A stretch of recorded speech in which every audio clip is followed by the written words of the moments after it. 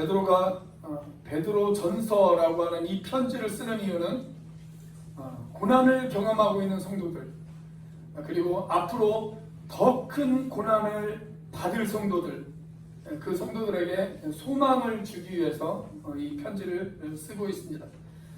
그래서 베드로 전서에 가장 많이 나오는 단어가 고난이라고 하는 단어와 그 다음에 소망이라고 하는 단어입니다. 베드로전서 1장 전체의 주제는 뭐였냐면 고난의 목적이었습니다. 하나님께서 왜 우리에게 이런 고난을 허용하시는가?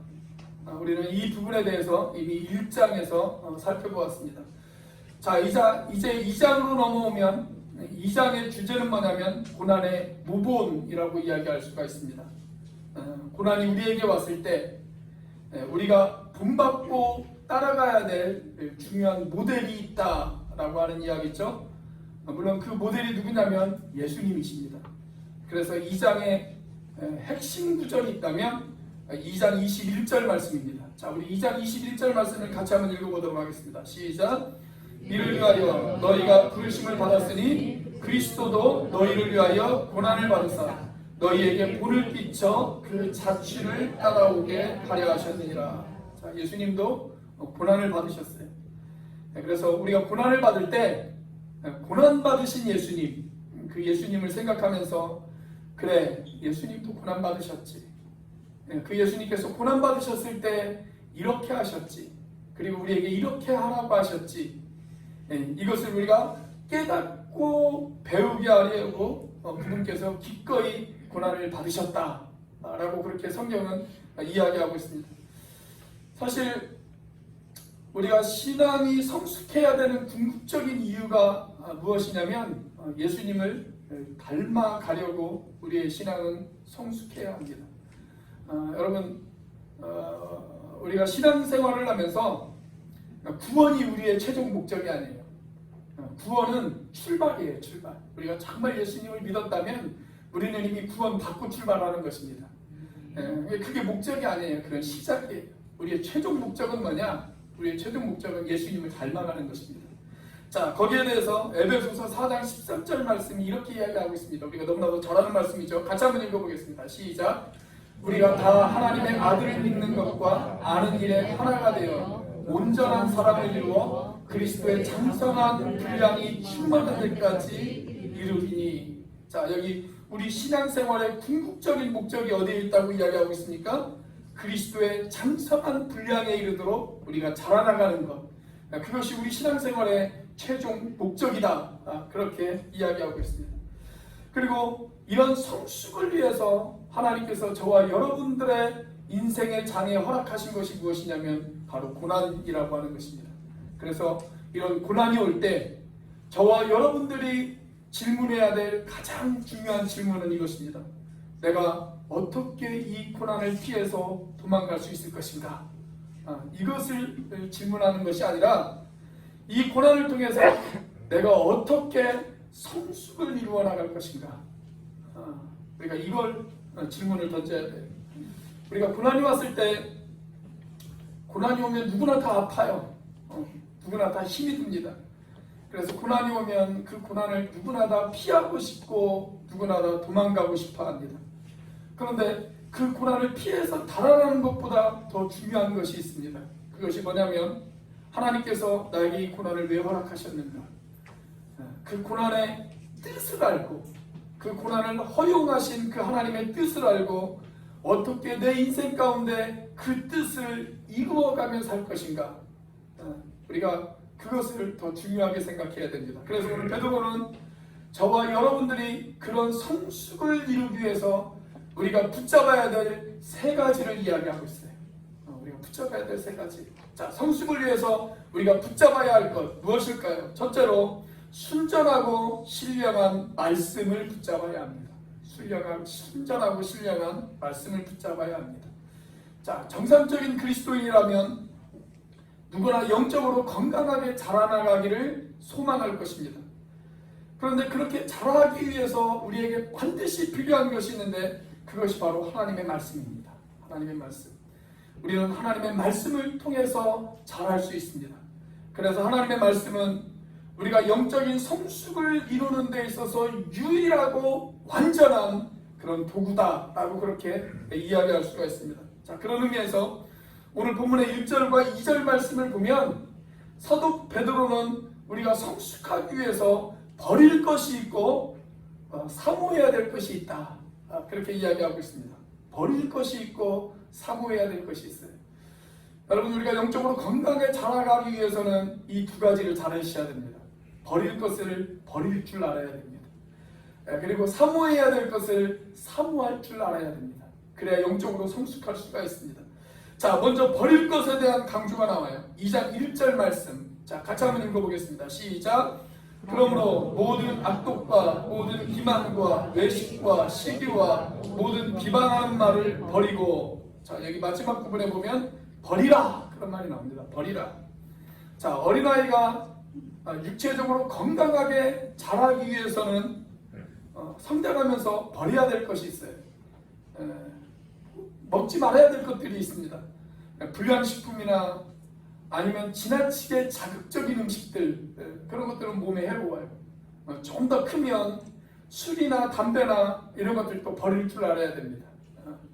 그리고 요즘 같은 날씨에 정말 우리가 조심해야 될 것이 있죠. 식중독입니다. 식중독. 그런 것들을 버릴 줄 알아야 돼요. 코로나보다 훨씬 무서운 식중독이 있습니다. 자, 이런 모든 것들은 우리가 어린아이가 성장해 나가는 데 있어서 방해가 되어지는 유해식품이다라고 그렇게 이야기할 수가 있어요. 자, 마찬가지로 우리가 영적 성숙을 이루는 데 있어서도 우리에게 해로운 유해식품들이 있습니다. 자, 그 유해식품들을 지금 베드로는 하나씩 우리에게 설명을 해주고 있어요. 첫 번째가 뭐냐면 악독입니다. 악독. 이 악독을 한마디로 정의하자면 부당한 방법으로 어떤 목적을 달성하는 것, 우리가 그것을 악독이라고 이야기할 수가 있어요. 자, 우리가 목적을 세우고 그 목적을 달성하는 것, 이건 아주 중요한 일이죠. 학생이 자기 인생의 목적을 세워요. 그리고 그 목적을 위해서 열심히 공부하고 그 목적을 달성해요. 이것은 매우 바람직하고 아주 올바른 일이다라고 그렇게 이야기할 수가 있습니다. 자, 목적도 없이 그냥 공부하기 위해서 공부하는 것, 그건 바람직하지 않아요. 어떤 목적을 세우고 그 목적을 위해서 열심히 공부하는 것, 그게 바람직한 일입니다. 자, 장사하는 사람이 열심히 일을 해서 돈을 벌어요. 어떤 목적을 세우고 열심히 일을 해서 돈을 법니다. 그건 아주 올바른 일입니다. 그런데 그냥 모으기 위해서 모으는 것, 그것은 결코 성경이 우리에게 가르치는 그런 삶이 아닙니다. 자, 이렇게 어떤 목적을 세우고 그 목적을 이루기 위해서 열심히 노력하고 그 목적을 달성하는 것은 분명히 중요한 일입니다. 그런데 그 목적을 세우고 목적을 달성하는 그 과정이 잘못되면 안 된다는 거예요. 목적을 세우고 목적을 이루는 것도 중요하지만 그것보다 더 중요한 것은 우리가 부당한 방법으로 그 목적을 이루어서는 안 된다는 것입니다. 왜냐하면 성경은 결과도 중요하게 생각하지만 그 결과를 이루어가는 과정은 훨씬 더 중요하게 생각하기 때문에 그렇습니다. 그래서 목적이 있으면 그 목적을 달성하기 위한 수단도 좋아야 돼요. 수단도. 그게 잘못되면 그게 바로 악독이라는 거예요. 악독. 자, 둘째는 뭐냐면 기만입니다. 기만은 목적을 달성하기 위해서 거짓되고 간사한 계획을 꾸미고 남에게 그런 것들을 이야기하는 것, 그것이 바로 기만입니다. 기만. 이런 계획 속에는 남을 해치려고 하는 동기가 숨어져 있어요.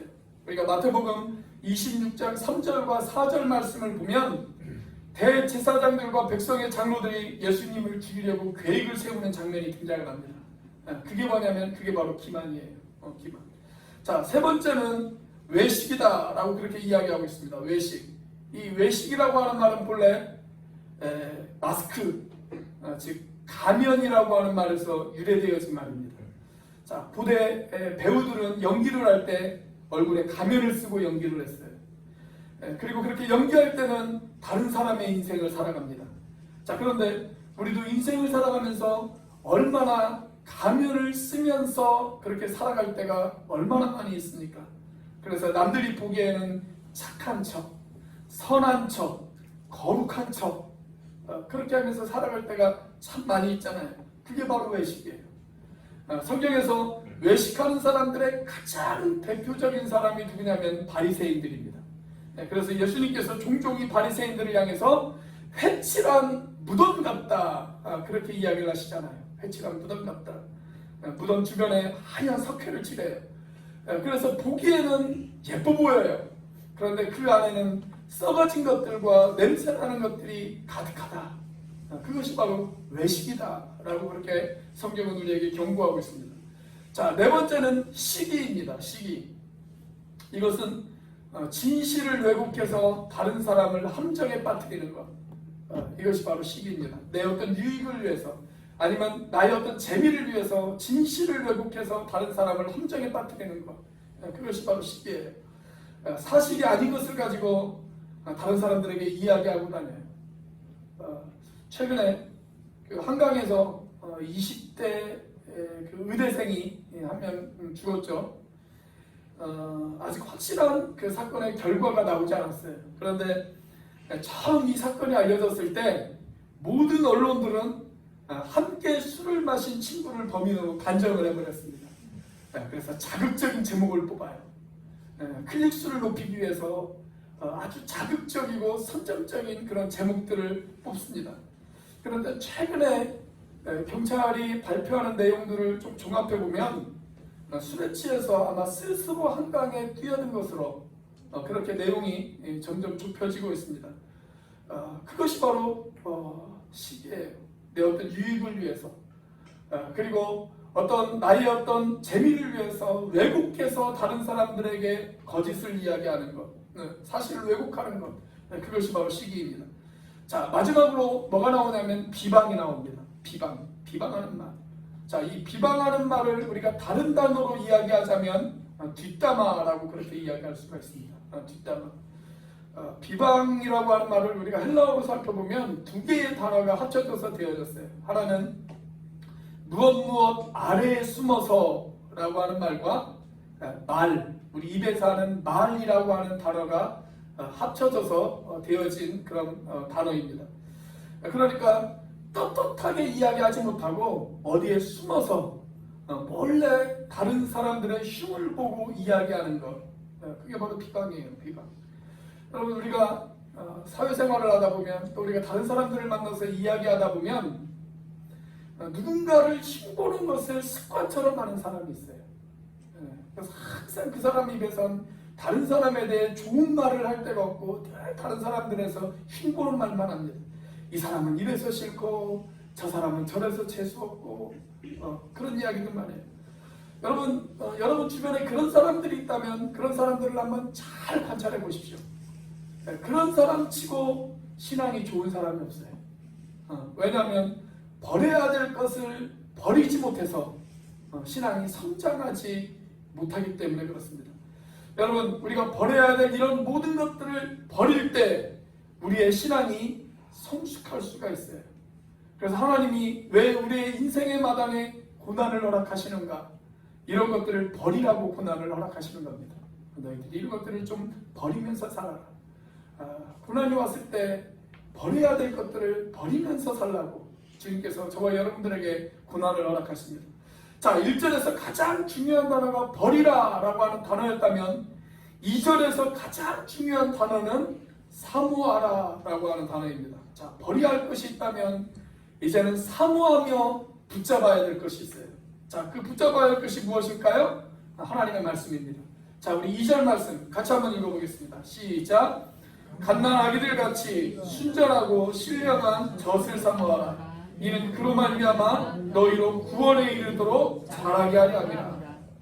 자, 지난주 말씀을 드린 것처럼 여기에서 말씀하는 순전하고 신령한 젖, 이것은 뭐냐면 하나님의 말씀을 가리키는 것이죠. 하나님의 말씀.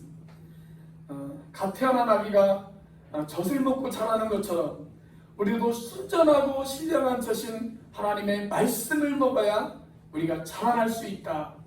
그 이야기죠.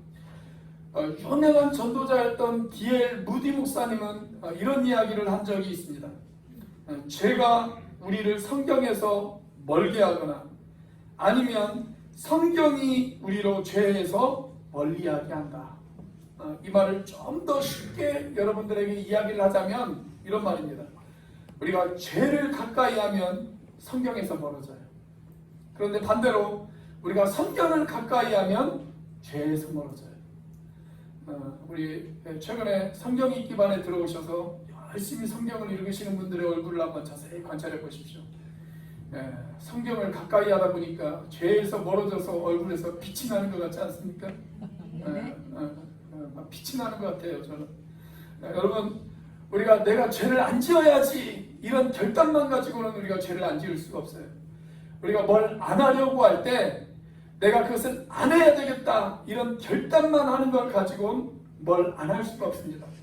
뭘 안 해야지 그러면 그런 결단을 하면 할수록 더 유혹이 우리에게 찾아와요. 그래서 뭘 안 하려고 하면 오히려 더 적극적으로 무엇인가를 열심히 해야 됩니다. 그래야 죄를 안 지을 수가 있어요. 자, 그런데 우리가 무엇을 해야 될까요? 죄를 안 지으려면 오히려 적극적으로 성경을 가까이 하셔야 됩니다. 성경을 사모하셔야 돼요.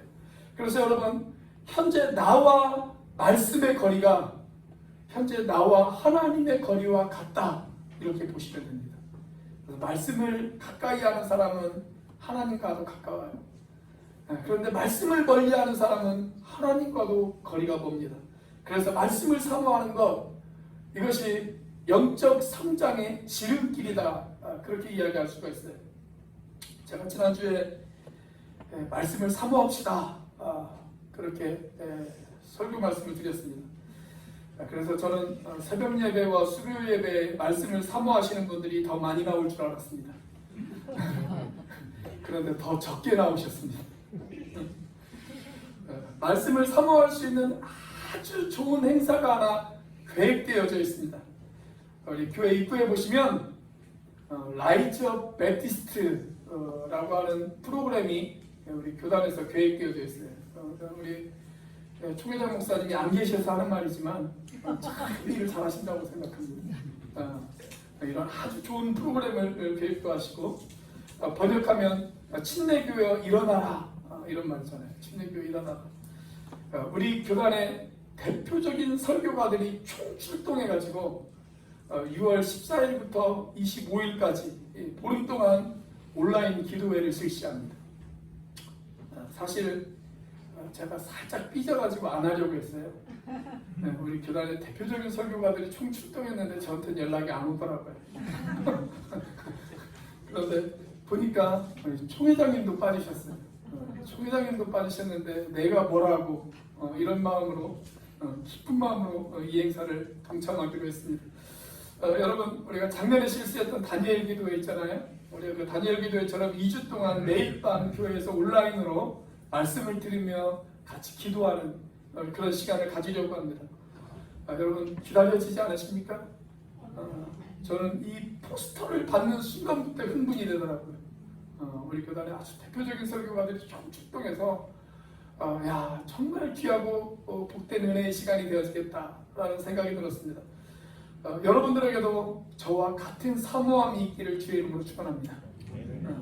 자, 성숙을 위해서 우리가 붙잡아야 될 것 무엇일까요? 둘째로 성숙한 자아상을 붙잡아야 합니다. 성숙한 자아상. 자, 고대 유명한 철학자였던 소크라테스가 그런 이야기를 했죠. 너 자신을 알라, 그런 이야기를 했습니다. 너 자신을 알라. 우리가 영적으로 건강하게 자라기 위해서는 나 자신을 알아야 돼요. 내가 어떤 신분의 사람인지, 내가 누구인지를 알아야 됩니다. 여러분, 자아상이 건강하지 못한 사람은 인생을 건강하게 살아갈 수가 없습니다. 저는 여기 있는 우리 학생과 우리 청년들, 우리 학생과 우리 청년들에게 가장 중요한 것이 있다면 건강한 자아상을 갖는 것이라고 생각합니다. 건강한 자아상을 갖는 것. 사실 공부는요, 그 다음이에요. 그 다음. 우리 10대와 20대 초반에 가장 중요한 것이 뭐냐면 건강한 자아상을 확립하는 것. 건강한 자아상을 가지고 있으면 어려움이 오고 환란이 오고 고난이 왔을 때 이겨나갈 수가 있어요. 그걸 얼마든지 이겨나갈 수가 있습니다. 어떤 전도사님에게 5살 난 아들이 하나 있었다고 그래요. 그런데 어릴 때부터 이 전도사님이 늘 이 아들에게 뭐라고 가르쳤냐면 넌 아주 특별해. 왜냐하면 너는 하나님의 아주 귀한 아들이기 때문에 그래.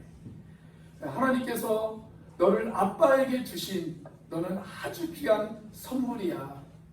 그렇게 가르쳤어요. 너는 하나님의 아들이야. 하나님의 귀한 선물이야. 이렇게 가르쳤습니다. 목회자 자녀들이 대부분 보면 교회에서 어릴 때 활개치고 돌아다니잖아요. 모든 사람들의 이쁨을 받으니까 활개치고 돌아다녀요.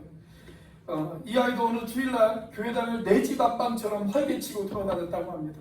그러자 그 엄마가 찾다 더는 안 되겠는지 이 녀석에 가서 꿀밤을 한 대 툭 때렸어요. 얌전히 좀 있으라고. 그랬더니 이 녀석이 이렇게 소리를 쳤다고 합니다. 여러분, 우리 엄마가 하나님의 아들을 때려요. 우리 엄마가 하나님의 아들을 때리고 있어요. 그렇게 이야기를 했다고 그래요. 아주 과도한 자상을 가지고 있는 그런 아들이죠. 여러분, 우리가 가져야 될 자아상이 있어요. 우리가 가져야 될 자아상. 성경이 저와 여러분들을 향해서 뭐라고 이야기하고 있을까요? 저와 여러분은 어떤 존재일까요? 자, 우리가 가져야 될 세 가지의 자아상이 있습니다. 첫째는 뭐냐면 산돌이다. 그렇게 이야기하셨습니다. 산돌이다. 5절 말씀 같이 한번 읽어보겠습니다. 시작. 너희도 산돌같이 신령한 집으로 세워지고 예수 그리스도로 말미암아 하나님이 기쁘게 받으실 신령한 제사를 드릴 거룩한 제사장이 될지니라. 자, 여기 뭐라고 기록되어 있습니까? 너희는 산돌이다. 그렇게 기록되어 있습니다. 우리가 산돌을 영어로 리빙스톤 그렇게 이야기를 하죠. 우리가 하나의 돌이에요. 돌. 그런데 죽어있는 돌이 아니고 살아있는 돌입니다. 살아있는 돌. 그런데 이 돌이 어디에 쓰이는 돌입니까? 신령한 집을 세우는데 쓰이는 돌입니다. 다시 말해서 하나님의 집을 세우기 위해 쓰임받는 돌, 그 돌이 저와 여러분이라는 거예요. 저와 여러분을 통해서 하나님의 집을 세워요. 하나님의 집. 우리가 보통 예배당을 가리켜서 뭐라고 이야기를 하냐면 성전이라고 그렇게 이야기를 하죠. 그런데 여러분, 이 성전이 성전되어지기 위해서는 벽돌들이 다 연결되어져 있어야 돼요. 자, 이 앞에 대리석이 있어요. 대리석. 여러분들 바닥에도 대리석이 있고 우리 교회가 전체가 다 대리석으로 되어져 있습니다. 이 대리석들이 살아있는 돌이라고 한번 생각해 보세요. 이 대리석들이 어떻게 말을 할까요? 저는 이런 자부심을 가질 것 같아요. 세상에는 많은 돌들이 있고, 그리고 그 돌들이 어떤 돌들은 버려진 돌들이 있고, 어떤 돌들은 집을 짓고 화장실도 짓고 창고도 짓는 그런 돌들이 있지만, 나는 하나님을 예배하고 하나님을 찬양하는 거룩한 집을 짓는데 내가 사용되어졌어.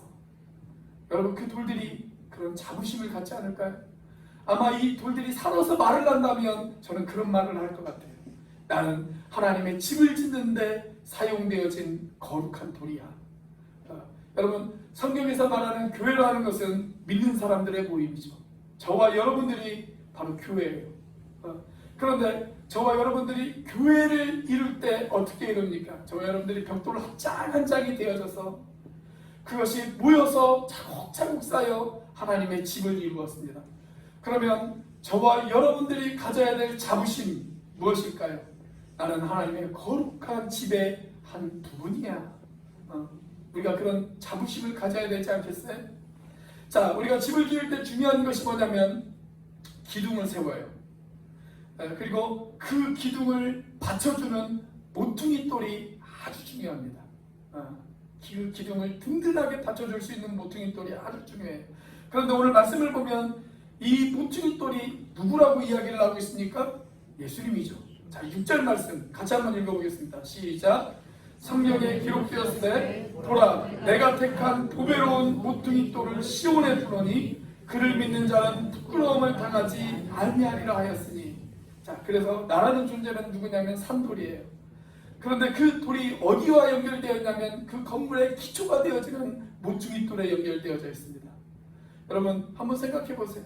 내가 예수님을 믿고 예수님을 주님으로 영접한 순간 나는 그 예수님과 연결되어져서 하나님의 거룩한 성전을 이루는 한 부분이 되어졌어요. 여러분, 그러니 저와 여러분들이 얼마나 영광스러운 존재입니까?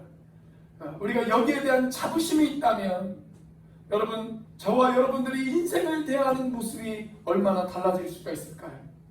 거기에 대한 자부심이 있는 그런 저와 여러분들이 되시기를 주의 이름으로 축원합니다. 자, 두 번째 자상은 어떤 자상이냐면 제사장이에요. 제사장. 5절과 9절을 보시면 저와 여러분들을 가리켜서 제사장이다 라고 그렇게 이야기하고 있습니다. 자, 5절 말씀을 우리가 아까 읽었으니까 9절 말씀을 같이 한번 읽어보도록 하겠습니다. 9절 같이 읽습니다. 시작. 그러나 너희는 택하신 족속이요 왕같은 제사장들이요 거룩한 나라요 그의 소유가 된 백성이니 이는 너희를 어두운 데서 불러내어 그의 기이한 빛에 들어가게 하시니에 아름다운 덕을 선포하게 하게 하십니다. 자, 여기 저와 여러분을 가르쳐서 뭐라고 이야기를 했냐면 제사장이다 그렇게 이야기하고 있습니다. 그런데 제사장도 그냥 제사장이 아니고 어떤 제사장이라고요? 왕같은 제사장이다 그렇게 이야기합니다. 왕같은 제사장이다. 여러분, 제사장의 가장 중요한 역할이 무엇일까요? 제사장의 가장 중요한 역할. 제사장의 가장 중요한 역할은 다리를 놓는 것입니다. 브릿지 메이커라고 그렇게 이야기를 하죠. 다리를 놓는 것. 그게 제사장의 가장 중요한 역할이에요. 그래서 하나님과 사람 사이를 연결해주는 그런 다리를 놓는 것. 그것이 제사장의 가장 중요한 역할입니다. 그래서 구약 성경에서 가장 위대한 직업, 가장 거룩한 직업, 가장 존경받는 직업이 뭐냐면 바로 제사장입니다. 왜냐하면 하나님과 사람 사이를 연결해주는 그런 역할을 하기 때문에 그렇습니다. 그런데 놀라운 사실은 오늘 사도 베드로가 저와 여러분을 가리켜서 뭐라고 이야기를 하냐면 너희들은 그런 제사장 같은 사람들이다 라고 그렇게 이야기를 하고 있습니다. 그래서 예수님을 영접한 사람이라면 정말 예수님을 인격적으로 만나고 그 예수님을 영접한 사람들이라면 누구나 다 영적으로 제사장이다 그렇게 이야기하고 있습니다. 그래서 구약시대처럼 레위지파만 제사장이 되어지는 것이 아니라 목사만 제사장이 아니라 진짜 예수님을 영접한 사람이라면 누구나 다 제사장입니다. 여러분은 다 제사장이에요. 내가 제사장이 되었다는 것은 어떤 것을 의미합니까? 내가 이제 하나님 앞에 개인적으로 나아갈 수 있는 그런 사람이 되어졌다는 거예요. 하나님 앞에 나아갈 수 있는. 우리는 천주교처럼 하나님 앞에 나아가기 위해서 내 죄를 사제들에게 고해성사할 필요가 없어요. 누구나 자신의 죄 문제를 가지고 하나님 앞에 직접 나아갈 수가 있어요. 그리고 누구나 믿지 않는 사람들을 하나님과 연결시켜 줄 수 있는 그런 다리의 역할을 할 수가 있어요. 여러분들은 거룩한 제사장들이에요. 자, 세 번째 자상은 뭐냐면 거룩한 백성입니다. 거룩한 백성. 여기 9절에 보면 거룩한 나라에 속한 거룩한 백성이다 그렇게 이야기하고 있습니다. 거룩한 나라에 속한 거룩한 백성이다. 저도 들은 이야기인데 어떤 목사님에게 제가 그런 이야기를 들었어요.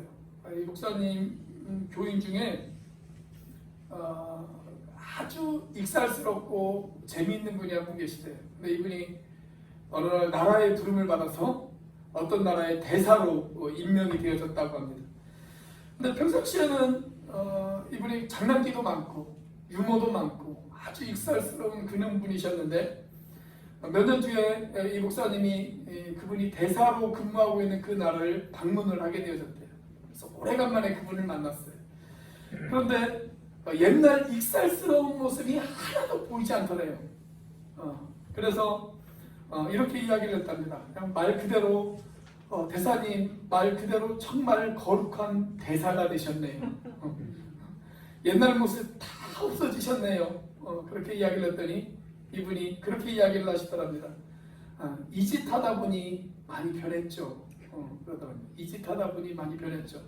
한 나라를 대표하다 보니까 말도 바뀔 수밖에 없고 행동도 바뀔 수밖에 없었다라는 얘기죠. 여러분, 저와 여러분이 하나님 나라를 대표하는 그런 대사입니다.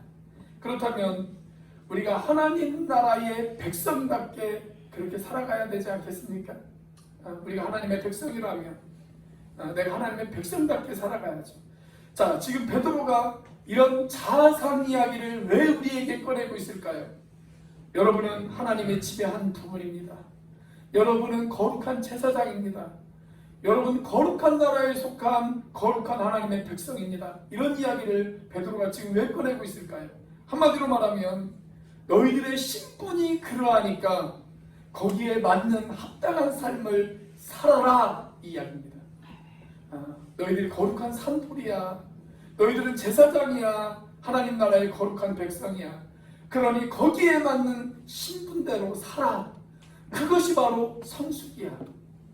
그 신분에 맞게 살아가는 것, 그것이 바로 성숙한 사람의 특징이야. 지금 베드로가 그 이야기를 하고 싶은 거예요. 여러분, 우리가 이 말씀을 붙들고 남은 인생 우리 신분에 합당한 인생길을 살아가는 저와 여러분들의 삶이 되시기를 주님의 이름으로 축원합니다. 자, 우리가 성숙을 위해서 붙잡아야 될 것 무엇일까요? 마지막 세 번째로 아름다운 소명을 붙잡아야 합니다. 아름다운 소명을 붙잡아야 합니다. 자, 10절 말씀 같이 한번 읽어보겠습니다. 시작.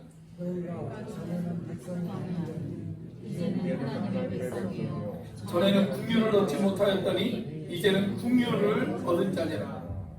자, 여기 보면 우리가 전에는 하나님의 백성이 아니었어요. 그런데 하나님의 긍휼하심으로 말미암아 이제는 우리가 하나님의 백성이 되어졌어요.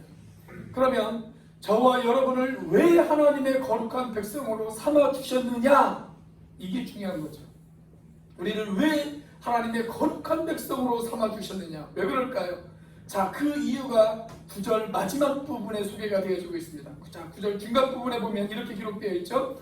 이는 너희를 어두운 데서 불러내어 그의 기이한 빛에 들어가게 하시니에 아름다운 덕을 선포하게 하려 하시니라.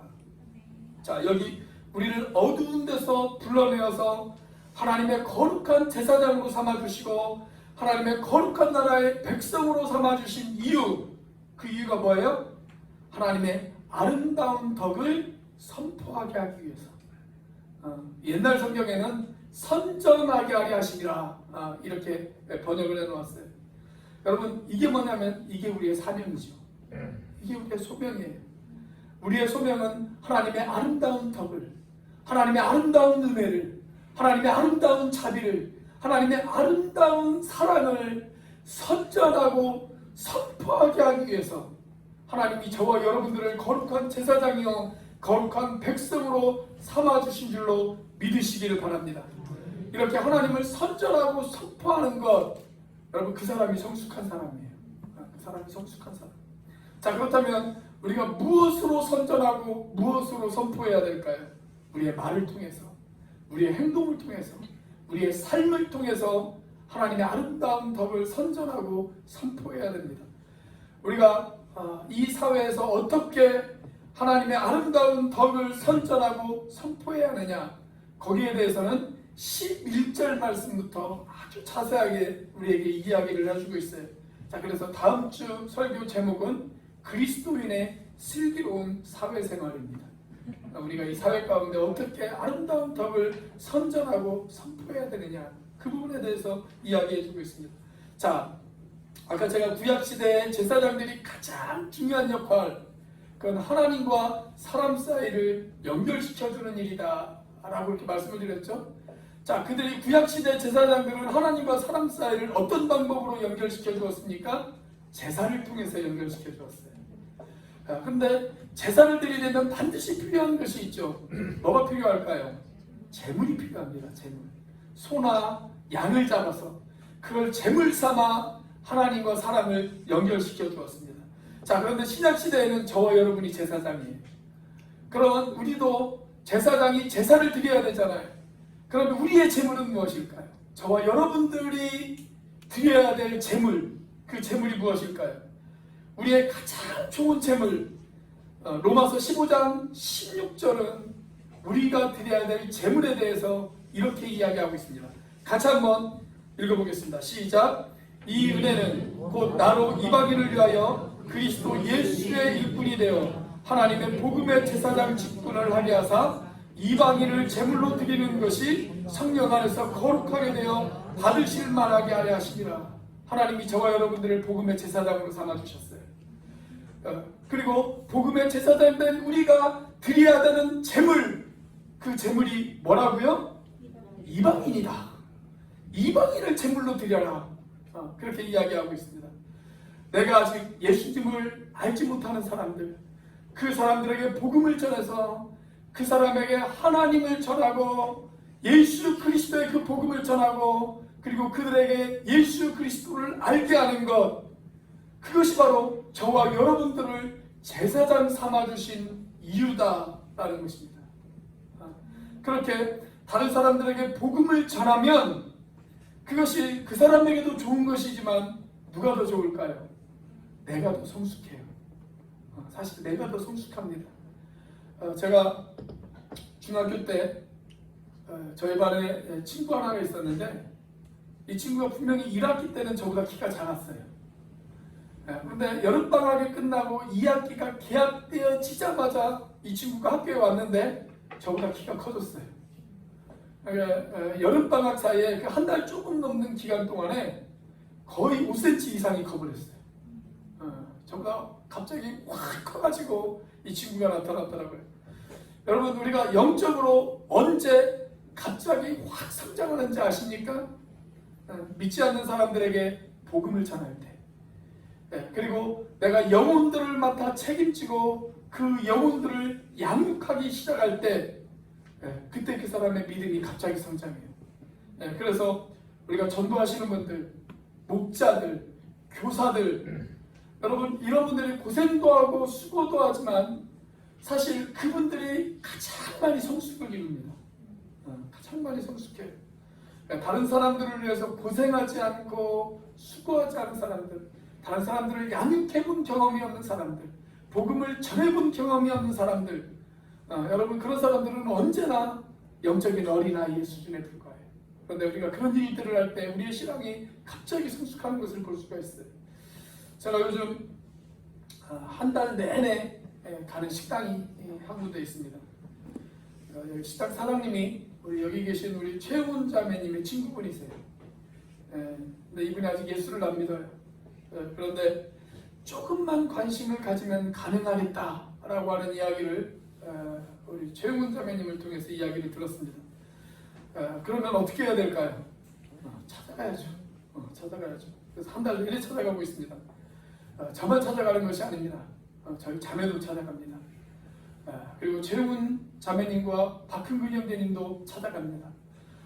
그리고 우리 여기 계신 우리 박종현 장로님도 찾아갔고, 허은희 권사님도 찾아갔고, 우리 양철수 장로님도 찾아갔고, 이석산 장로님도 찾아갔고, 우리 강명수 권사님도 찾아갔고, 우리 양영아 집사님도 찾아갔고, 문영신 집사님도 찾아갔고, 우리 민훈아 집사님하고 우리 양은철 한수 집사님 찾아갔다가 문이 닫혀서 다시 밖으로 가셨고,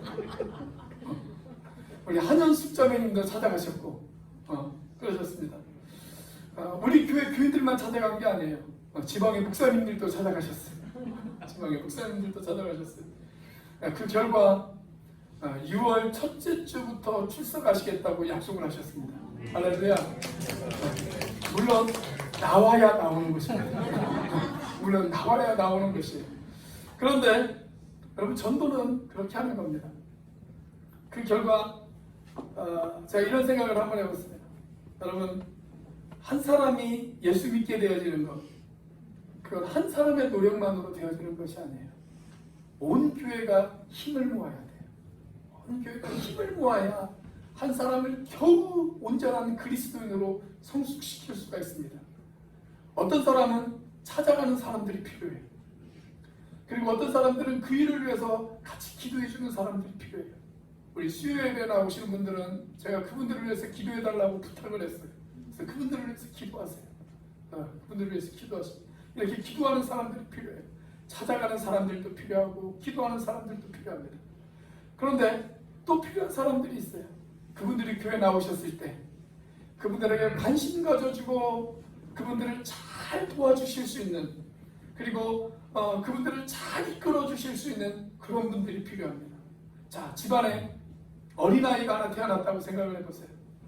그러면 그 집안의 모든 것들은 그 태어난 아이를 중심으로 해서 돌아가기 시작을 합니다. 아이가 물고 빨아서는 안 되는 것들은 다 위로 올라갑니다. 그리고 아이가 넘어지면 다치지 않도록 모든 가구의 모서리들마다 보호장치를 다 합니다. 그리고 문틈에 끼면 다치잖아요. 그래서 그렇지 않도록 안전장치를 다 마련을 합니다. 이렇게 모든 것이 태어난 아이를 위해서 돌아가요. 마찬가지로 건강한 교회는 한 영혼을 얻기 위해서 온 교회가 함께 힘을 쏟아야 됩니다. 그런데 가끔 이런 분들이 계세요. 요즘 목사님이 새로 오신 분들에게만 관심이 있어. 우리들에게는 관심도 없어. 이런 분들이 계세요. 왜 그럴까요? 이런 분들이 왜 이런 반응을 보일까요? 아직 성숙하지 못한 분들이기 때문에 그렇습니다. 여러분, 동생이 태어나서 모든 집안이 태어난 아이를 중심으로 돌아갈 때 그것을 제일 못마땅하게 생각하는 사람이 있습니다. 누굴까요? 아직 어린 그 아이의 언니나 오빠, 형, 이 사람들은 아직 미숙하기 때문에, 아직 성장하지 못했기 때문에 그게 셈이 나요. 그래서 못마땅해요. 그런데 성숙한 사람들은 셈을 내는 것이 아니라 함께 돕습니다. 그래서 제가 요즘 그런 생각을 했어요. 그래, 한 영혼을 얻기 위해서 이렇게 함께 움직이는 교회가 진짜 건강한 교회지. 그게 건강한 목장입니다. 그게 건강한 목장이에요. 여러분, 우리 삶의 궁극적인 목적 무엇일까요? 결국 복음을 전하는 것입니다. 그것이 저와 여러분들에게 주신 소명입니다. 이 소명은 우리가 함께 해야 하는 소명입니다. 목사에게만 주신 소명도 아닙니다. 목자에게만 주어진 소명도 아닙니다. 이건 저와 여러분들에게 함께 주신 소명입니다. 그래서 우리가 성숙하기 위해서 저와 여러분들이 정말 단단히 붙잡아야 될 것, 바로 그 소명을 붙잡는 저와 여러분들이 되시기를 주의 이름으로 축원합니다. 기도하시겠습니다.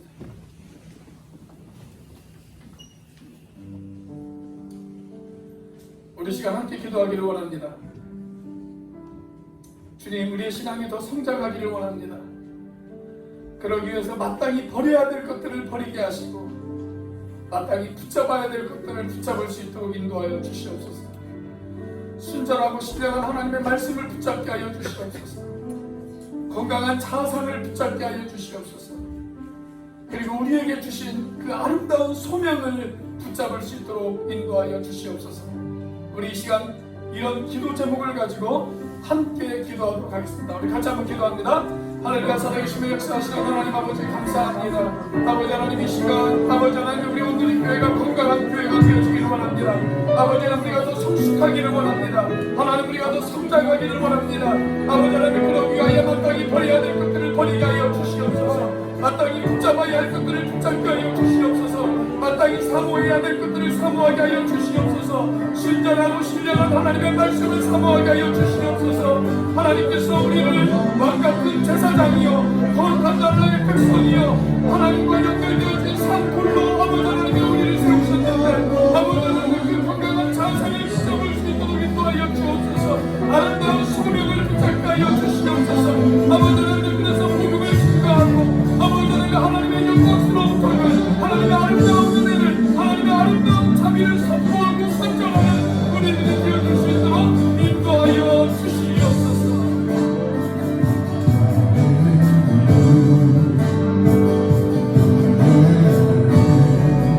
어려움과 아픔이 있지만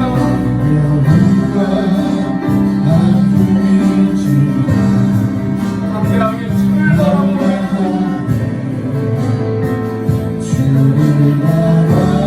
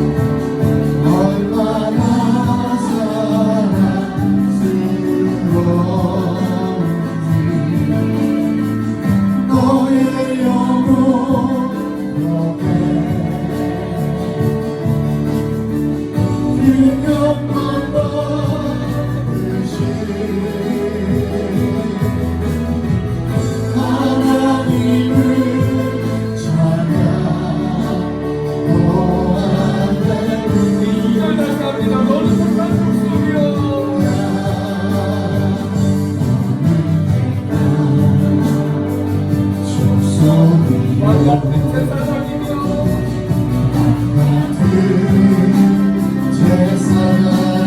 거룩한 나라 하나님의 소유된 백성